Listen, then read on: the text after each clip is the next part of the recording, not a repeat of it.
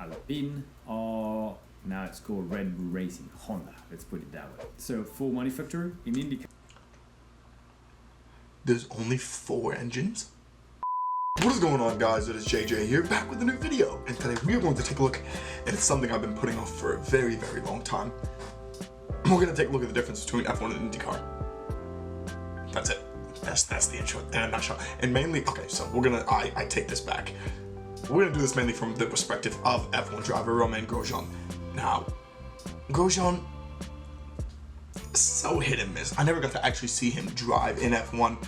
Was super delayed, super delayed in seeing him, you know, sort of at his peak.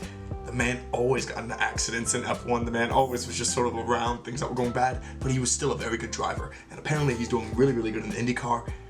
And I said we were gonna get into more IndyCar on this channel, so we're gonna look at it from an F1 fan perspective. But I could definitely learn more, and we could definitely do more with IndyCar. So let me know what you guys think about this. Does he touch on everything? Does he miss on some things? Let me know in the comments below. Let's get into the video. As well, guys, you can find the original video down in the description below. Hello everyone and welcome back. Today I want to talk about the difference between IndyCar, there it is, IndyCar, and Formula One. Okay, that's a very old one, 2009. He has been around for forever. If you don't know very well racing, you won't really see any difference. You know, they look alike, sort of look alike. You know, open wheel, front wing, rear wing. Bigger tire at the rear, at the front, but they're actually quite different. In Formula One, every team creates its chassis, its gearbox, buys an engine from either Ferrari, Mercedes, Alpine, or now it's called Red Bull Racing Honda, let's put it that way. So full manufacturer in IndyCar. There's only 4 engines? I did not realize that. I knew Red Bull. And I knew Ferrari had their own power units, and I know Mercedes was the big supplier of all the other ones. Nobody else uses Alpine. I think it's Alpine is alone, aren't they? Or doesn't know? I don't think so. I think it's everyone's Mercedes. Red Bull's the Red Bull car and AlphaTauri, and then Ferrari power units. Is that HAAS? I think that's HAAS. But yeah. Car, we've got 2, Honda or Chevrolet. In Formula One is the hybrid technology, so you got a V6 turbo with also a battery on the car and an electric engine. Pretty. All together, it is more than 1,000 horsepower in Formula One. In IndyCar, it's a much simpler engine in terms of technology, but still very pushed. So it's a V6 turbo, but no hybrid for now. Other difference is that in IndyCar we run ethanol as a fuel, petrol in Formula One. So that's a different type of fuel. In IndyCar also everyone's got the same car, so you can choose the engine, Chevrolet or Honda, but then everyone has got the same car. The only part that you're free to create, design, update, upgrade, whatever, is the dampers. And that's where there's a difference between the smaller team and the bigger team. You know, damper budget is really big at a bigger team, trying to generate as much grip as we can from those dampers. That's the difference between the teams in IndyCar, whereas in Formula One you create your own car. Obviously you try to copy what the others are doing great. Then, you know, Formula One is worldwide. You go racing everywhere, Australia, Asia, America, Europe. Whilst in IndyCar we stay in the US, apart from one race in Toronto, Canada. I'm hoping we're gonna go... Which... IndyCar, get your shit together. I mean, they are losing the global battle, but I mean, I don't think that IndyCar necessarily could like poach races in other countries in the first place, because it's not a worldwide phenomenon. It's not a worldwide thing. More, we're gonna go to Mexico, to Canada. I would love to go back to Australia, Surfers Paradise, and why not in Europe? That'd be great. I'll be able to see many fans. That's on my wish list. Formula One has got very normal circuits and the street courses, which are Monaco, Singapore, Baku, and Jeddah. And then in IndyCar, you got the normal racetrack like Indianapolis GP, Road America. You've got the street courses like Detroit, St. Pete, and you've got the ovals. And then within the ovals, you've got a super speedway like Indianapolis, 2.5 mile or 4 kilometers lap, and a very short track like Iowa or Gateway. Oh, I forgot the Iowa one. That's crazy. Less than 1.6 kilometers a lap. Hey, Roman has learned the States. He's learned the States really well, and I'll give him that. That's a big bonus. Very different in that aspect. qualifying, obviously, Q1, Q2, Q3 from Formula 1. In IndyCar, on the normal road course, we kind of get the same system. But then on oval, it's 2 to 4 laps average for your qualifying. So you're on your own on the racetrack. You only have one attempt, couple of laps, or in Indy 500, you get 4 laps in a row.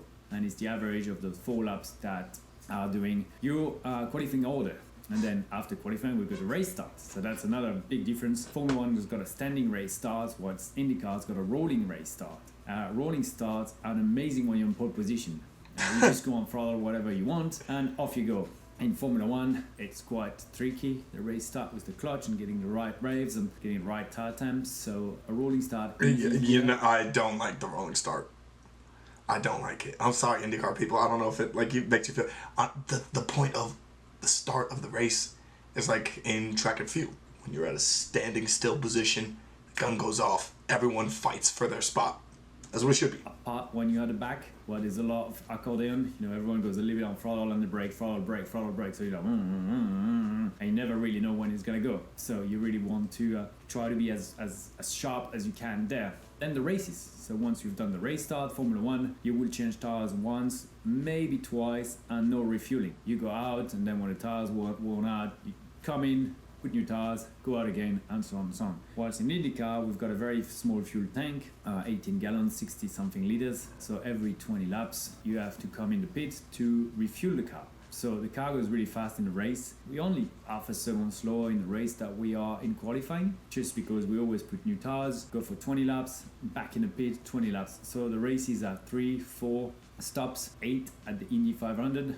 Such a long race, we've got 8 pit stops. In Formula 1, you want to wait for a safety car to pit, because that's realistically a lot of time. Fingers crossed. In IndyCar, when there's a caution, safety car, the pits are closed. So you cannot pit. So if you've pitted the lap before, you're king of the world. If you haven't pitted, you may be in big trouble and lose a lot of position. So strategy is very different. In Formula 1, it's very clear before the race what the strategy is going to be like. You know exactly you're going to pit between lap 21 and lap 23. In IndyCar, we know what the fuel tank can do, but then if there's any yellows or caution or safety car, we can go longer, and the strategy is much more on the go. It's very hard to have any software that can predict anything. Also, we've got very limited testing on the tires. So like most of the time, we would go in the race not knowing what's the tire life, especially on the red tires. Really? We're very limited in how many we've got, and we want to save them for the race. So Wait. Yeah, that's... But on that point, what I kind of attribute that less to the fact that you don't know about the tire life, and more so to the fact that they just don't... I don't know what... I mean... That's a good difference. That's a good not difference. An easy one in terms of strategy.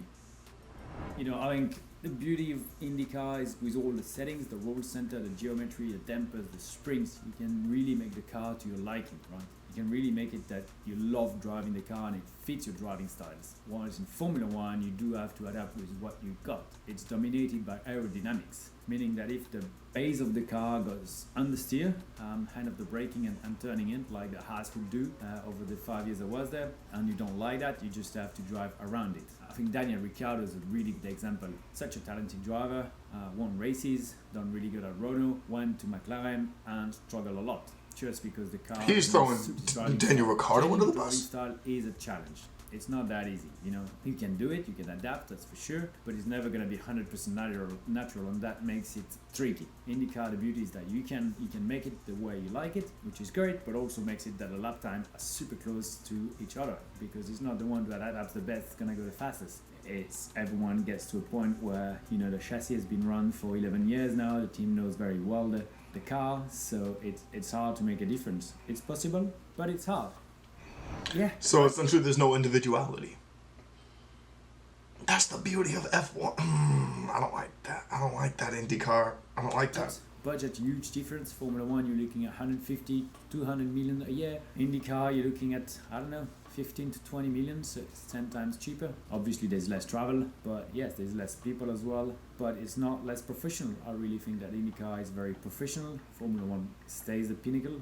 There's no doubt about it. And I was lucky to do it for 10 years. And now I'm lucky to be able to do IndyCar and discover something new.